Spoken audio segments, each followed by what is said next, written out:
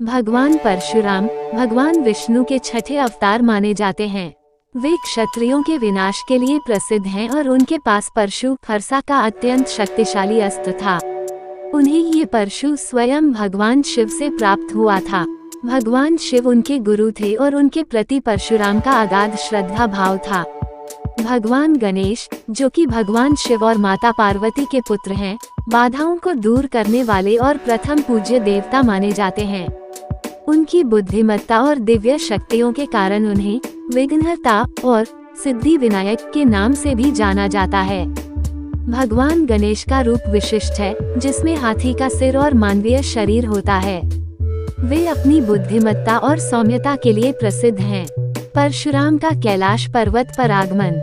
भगवान परशुराम एक बार कैलाश पर्वत पर भगवान शिव के दर्शन के लिए पहुँचे। भगवान शिव उस समय गहन ध्यान में थे और उनके आसपास किसी का भी आना मना था। भगवान गणेश उनके पहरेदार के रूप में द्वार पर उपस्थित थे। परशुराम ने भगवान गणेश से भगवान शिव के दर्शन के लिए प्रवेश मांगा, लेकिन गणेश ने उन्हें रोक दिया। गणेश जी अपने कर्तव्य के प्रति अडिग थे और भगवान शिव की अनुमति के बिना किसी को भी अंदर नहीं जाने देने का आदेश था। परशुराम ने कई बार विनती की, लेकिन गणेश ने उन्हें प्रवेश देने से मना कर दिया। इसके परिणामस्वरूप परशुराम नाराज हो गए और उन्होंने इसे अपना अपमान समझा। क्रोध में आकर परशुराम ने भगवान गणेश को मार्ग से हटाने का प्रयास किया, लेकिन गणेश जी ने उनका दृढ़ता से सामना किया और उन्हें रोकने का प्रयास किया। युद्ध का आरंभ। गणेश जी और परशुराम के बीच हुई इस परिस्थिति ने युद्ध का रूप ले लिया। परशुराम और गणेश जी दोनों ही अत्यंत शक्तिशाली योद्धा थे। भगवान गणेश, जिनके पास अद्वितीय बल और बुद्धि थी, ने परशुराम का प्रबल विरोध किया। दोनों के बीच घमासान युद्ध हुआ, जिसमें परशुराम अपनी पूरी शक्ति के साथ गणेश जी पर प्रहार कर रहे थे, जबकि गणेश जी हर हमले को सफलतापूर्वक विफल कर रहे थे। इस युद्ध में भगवान परशुराम ने अपने फरसे का भी उपयोग किया। परशुराम का फरसा अत्यंत शक्तिशाली था और इसे भगवान शिव का आशीर्वाद प्राप्त था। जैसे ही परशुराम ने अपने फरसे से गणेश जी पर वार किया, फरसा गणेश जी के सिर पर लगा और उनका एक दांत टूट गया। इस कारण से गणेश जी का एक नाम एकदंत भी पड़ा। युद्ध का समापन और गणेश जी का विनम्रता प्रदर्शन।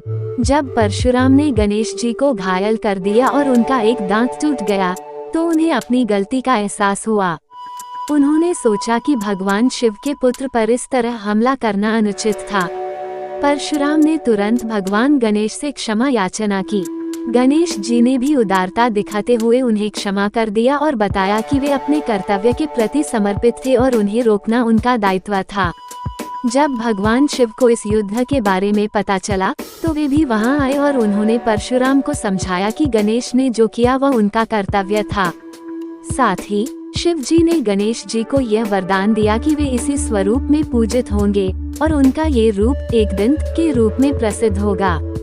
इस कथा का संदेश। भगवान परशुराम और गणेश जी का ये युद्ध केवल शक्ति और पराक्रम का प्रतीक नहीं है, बल्कि यह विनम्रता, कर्तव्य पालन और क्षमा का भी संदेश देता है। भगवान गणेश ने अपने कर्तव्य का पालन करते हुए अपने पिता की आज्ञा का पालन किया और परशुराम ने अपनी गलती का एहसास होने पर विनम्रता पूर्वक माफी मांगी।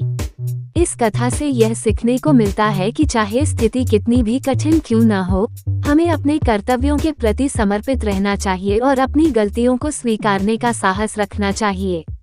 साथ ही ये कथा ये भी दर्शाती है कि हर चुनौती और संघर्ष के पीछे एक गहरा संदेश छुपा होता है।